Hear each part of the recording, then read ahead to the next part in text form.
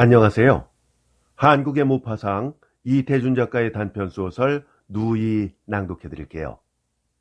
작가에 대한 자세한 소개는 본 동영상 설명란을 참고하시기 바랍니다. 그럼 지금부터 작품 만나보실까요? 이 집에 새 들어온 지 5, 6개월 동안 나는 심심할 때마다 유리창 위에 혹은 담벼락과 반반한 기둥 위에 나중엔 뒷간벽과 아침 저녁으로 쌀 씻을 때마다 바라보는 부엌 당반 밑에까지도 나의 호기심과 나의 손재주가 자라는 데까지 별의별 나체의 대생을 그려놓았다. 나는 이것들을 며칠 전날 밤엔 자다 말고 일어나서 모조리 돌아가며 지워 없애버린 것이다. 내가 입맛을 제쳐놓은 것이나 한동안은 잊었던 불면증으로 다시 고생하는 것이나 모두가 벌써 달포 전부터 이웃집에 새로 젊은 부처가 이사온 때부터이다. 말은 이웃집이라 하여도 한 지붕 아닐 뿐만 아니라 지진할 때마다 벽이 흔들려 손가락이라도 드나들 만큼 이 구석 저 구석에 틈이 벌어져 이 집과 저 집이라는 것은 고사하고 이 방과 저 방의 경계라 하더라도 아주 허술한 것이었다. 이처럼 나의 집과 저들의 집이 서로 경계가 희박한 만큼 저들의 생활 내용은 나의 생활에 밀접한 영향을 주고 있었던 것이다. 나는 아침마다 늦어도 8시 반까지는 밥이면 밥, 고구마면 고구마, 조반이라고는 한 가지만 만들어 먹고 오일 박스를 둘러매고 나서는 때면 우리 집 문간과 가지런히 붙어있는 이웃집 현관에는 아직도 아침 신문이 문틈에 끼어진 채로 매달려 있었다. 그들이 늦잠을 자거나 낮잠을 자거나 나에게 아랑 곳이 없을 것이다. 그러나 나는 매일같이 일부러 문짝을 세차게 밀어 닫으며 덜거덕 소리를 요란하게 내서 쇠를 잠그고 나서는 것이다. 이와 같이 나의 심청이 벌써 그들에게 짓궂은 탓인지는 모르나 아무리 내외간 살아가는 단칸 살림이라 하더라도 그다지 식탁과 잠자리에만 충실한 것은 이웃 사람들의 손가락질이 마땅하다고 생각하였다. 안주인은 첫밤 볼 때부터 언젠가 스크린 위에서 본 듯한 육감적이요 요부 타입이어서 어느 활동사진 배우가 아닌가 하고 며칠 동안 그녀의 출입을 눈여겨보았지만 두 내외가 다 같이 별로 출입이 없을 뿐 아니라 그의 남편 되는 사람도 학생은 물론 아니요. 내외가 똑같이 모양내는 품이나 시간에 그같이 자유스러운 것을 보더라도 무슨 월급쟁이도 물론 아닌 것 같았다.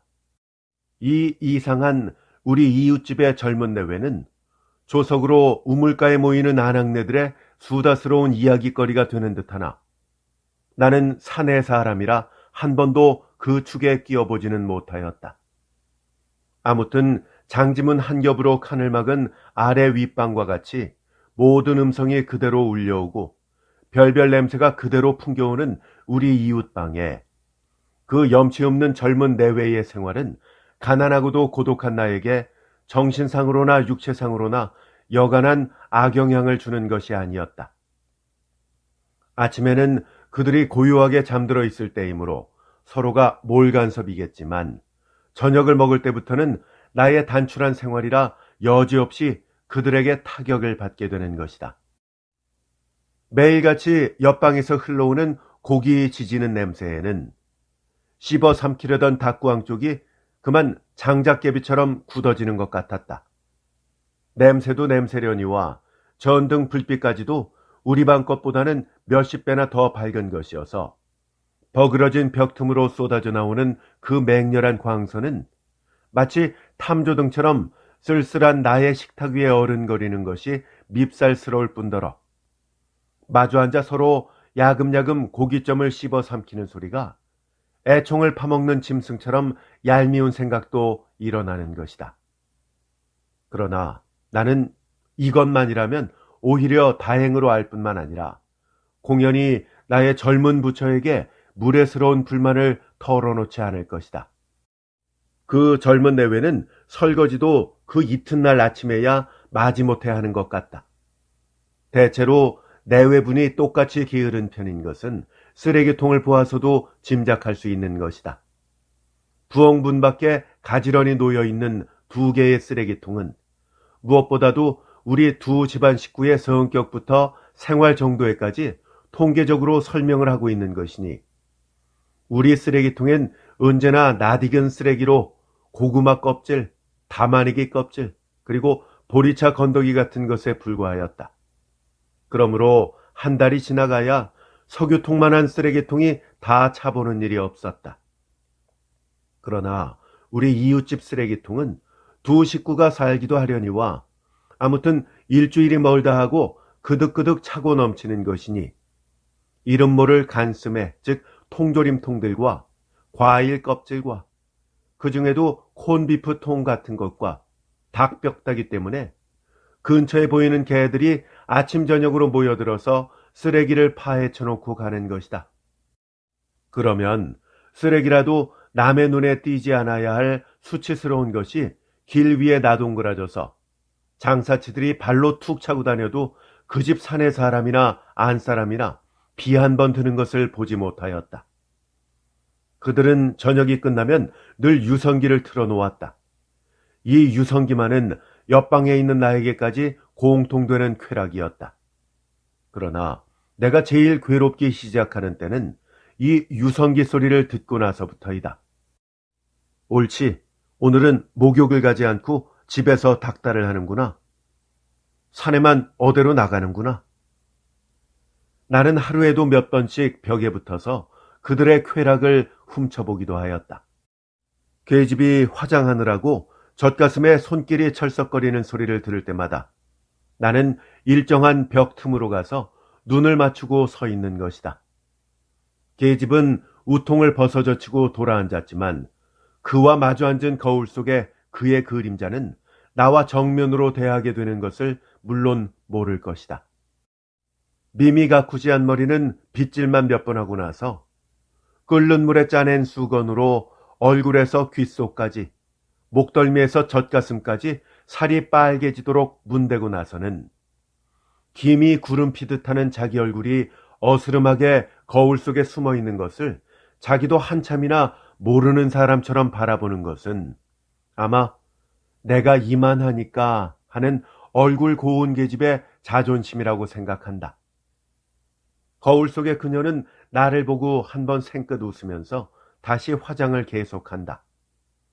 붉은 병, 푸른 병, 흰 병, 모조리 마개를 뽑아서 늘어놓고 이것 바르고 저것 바르고 하는 분주한 틈에서도 한 가지를 바르고 날 때마다 한 가지씩 표정을 연습하는 것이 더욱 흥미있는 일이다. 베니로 그린 입술이 갑자기 움츠러지고 먹으로 그린 아미가 좁혀지며 가라앉은 눈결을 깜빡거리는 것은 아마 아이 귀찮아 하고 새침을 떼며 초조한 사내의 간장을 말리는 장면이라고 생각한다.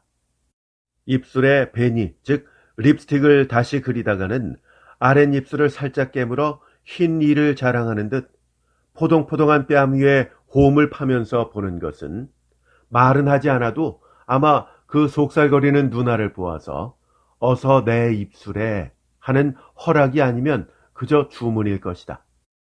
그러나 그녀가 자기 남편을 위하여 연구에 제일 고심하는 표정은 면화송이 같은 새털 뭉치에 가루분을 묻혀서 젖가슴 위에 풍겨놓는 것인가 생각한다. 오똑한 고개를 갸우뚱거리며 눈을 뜨는 듯이 감는 듯이 거울 속에 자기 그림자를 팔을 벌려 희롱하는 것이나 어깨를 뒤로 젖혀 볼록한 젖가슴을 제 손으로 쓰다듬는 듯이 받들어 보는 것이나 이와 같이 가지각색으로 그녀가 연구에 초심하는 밤 화장과 더구나 남달리 타고난 그녀의 섹슈얼 차밍은 그만 이웃집 방에 서 있는 당치 않은 사나이의 전신에 불을 붙여놓고 마는 것이다. 더구나 벽 틈으로 새나오는 그 살냄새와 가루분 냄새가 엉클어진 강렬한 성욕적 향기는 마치 몽혼약처럼 나의 다리를 그 자리에 주저앉힌 적이 여러 번이다. 옳지, 이제 사내가 들어왔구나. 뭘 먹는 소린가? 입술이 닿는 소리일까? 나는 의미심장한 침을 한번 꿀꺽 삼킨다. 이땐 벽틈으로 쏟아져 나오던 전등불이 껌뻑 꺼지며 다시 무지개 같은 푸른 빛으로 빛을 바꾼다. 그들은 푸른 빛을 더욱 사랑하는 것 같았다. 나는 을에 땀내 나는 이불을 뒤집어 쓰고 만다. 가슴이 두근거리고 진땀이 쏟아지는 속에서도 도적을 지키는 개 모양으로 전신의 신경은 귀로만 모여드는 것이다. 나는 그만 벌떡 일어나서 뜻하지 않은 밤중 산보를 나가버리게 되는 것이다. 어젯밤에도 나는 이와 같은 모욕적 산보를 아니 나설 수가 없었다. 우리 집 근처에는 잡사곡 묘지가 있다. 묘지라 하여도 거리 안에 있을 뿐만 아니라 무덤이라는 생각보다 공원의 정서를 일으키는 아름다운 한길이 있는 곳이어서 나는 여기서 스케치도 몇 장을 그린 적이 있는 곳이다. 나는 밤중마다 이곳에 나와 어정거렸다. 월담이나 하여 달아나오듯 헐떡거리고 처음 나서는 때에는 어둠 속에 희끗희끗 서 있는 비석들이 모조리 벌거벗은 계집으로 보이다가 차가운 밤바람에 머리가 차츰 식어들고 저것들이 다 죽은 사람 비석들이거니 하고 묘지에 대한 의식이 새삼스러워질 때는 다시 센티멘털한 인생관으로 그만 아까의 흥분되었던 기분을 일소하고 들어가기도 하는 것이다.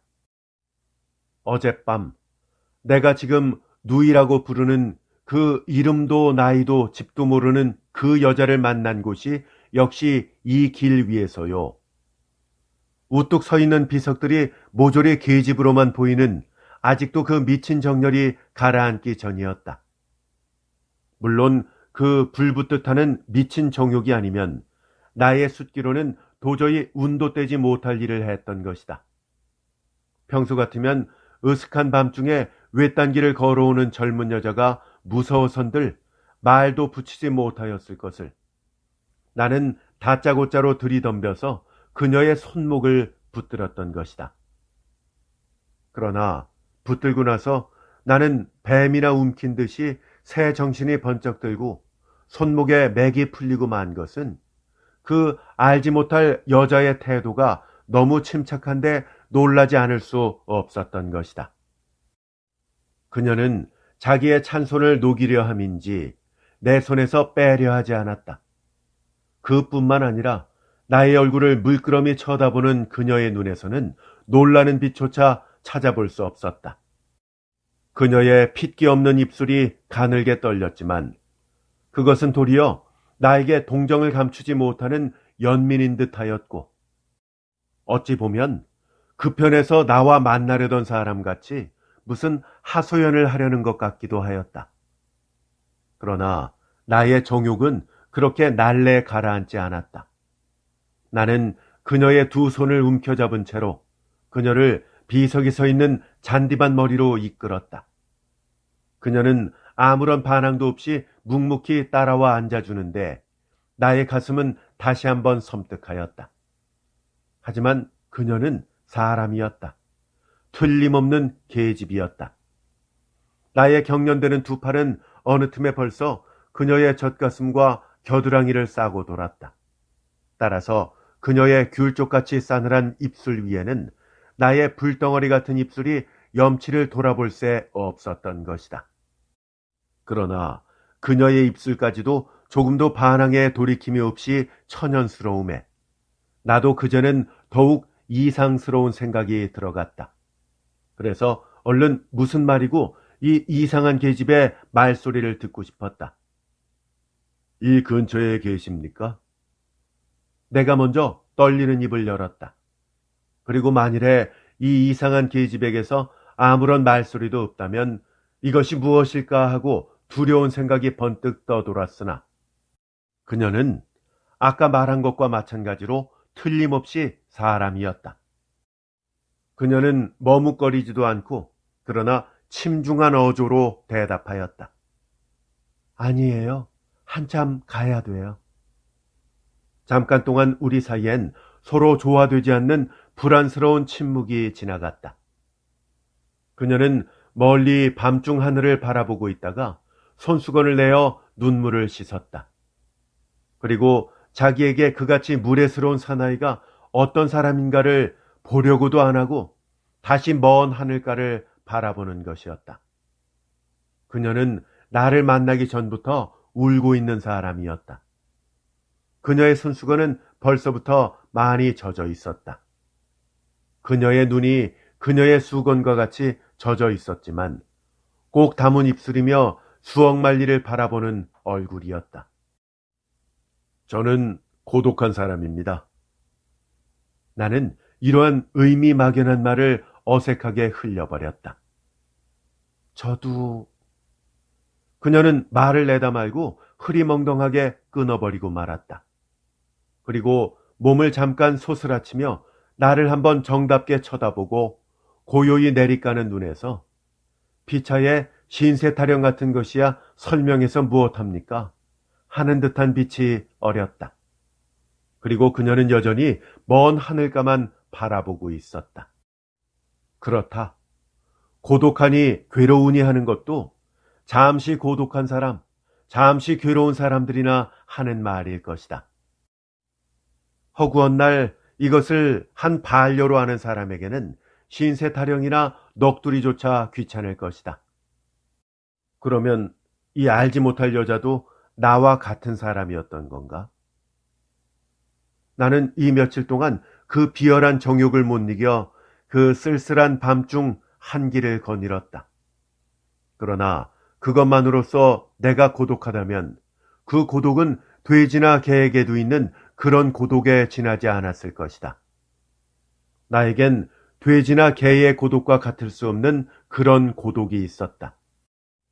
우리 집에 그 젊은 부처가 이사 오기 전에도 나는 몇 번이나 이 밤중 묘지의 한길을 나홀로 어정거렸다. 나는 그녀의 손길을 다시 한번 잡아보았다. 아직도 그 어린 손에 손마디가 굳은 것이라든지 그 좋은 젊은 얼굴의 윤곽을 망치게 한 쪽빠진 뺨이라든지 무어라 형언할 수 없는 슬픔에 빛나는 두 눈은 아무래도 심상한 운명을 타고난 사람은 아니었다. 어쩐지 그 모든 동작까지도 행복의 이슬에 젖은 사람은 아니었다. 그러면서도 그 태도가 상스럽지 않은 것이 더욱 내 가슴을 무직히 찔러준 것이다. 세상엔 우리 같은 사람이 얼마나 많을까?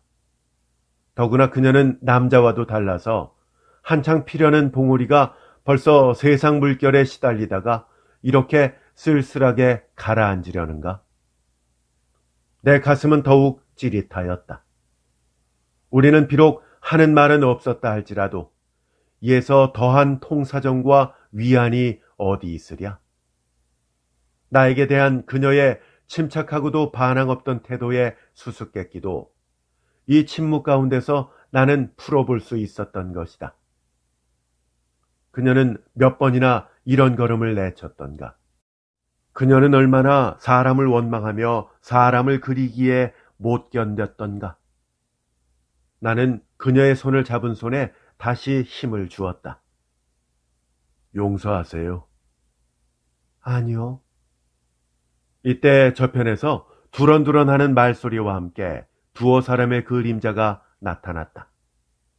나는 말없이 옷깃을 고치며 먼저 일어서고 말았다. 그녀도 따라 일어섰다. 이번에는 그녀가 먼저 나의 손을 꼭 붙들고 흔들어 주었다. 그리고 아래와 같은 말 한마디를 내 앞에 속살거리고 표현이 자기의 길을 계속하였다.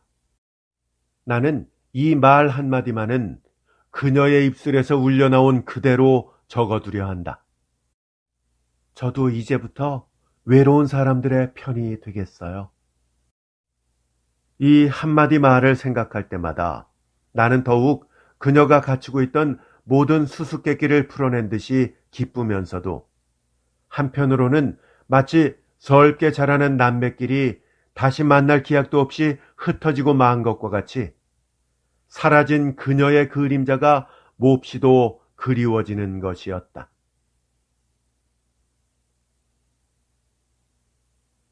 이태준 작가의 단편소설 누이였습니다. 재밌게 잘 감상하셨는지요? 저희 채널에 이태준 작가의 작품들이 많이 올라가 있습니다. 검색 가능하시고요. 각 작가의 작품들만 모아놓은 재생 목록도 찾아보실 수 있겠습니다. 혹시 검색이 불편하신 분들은 본 동영상 설명란에 오시면 링크 걸어두었으니까 좀 더 손쉽게 만나보실 수 있겠습니다. 끝까지 함께 해주셔서 감사합니다. 안녕히 계십시오.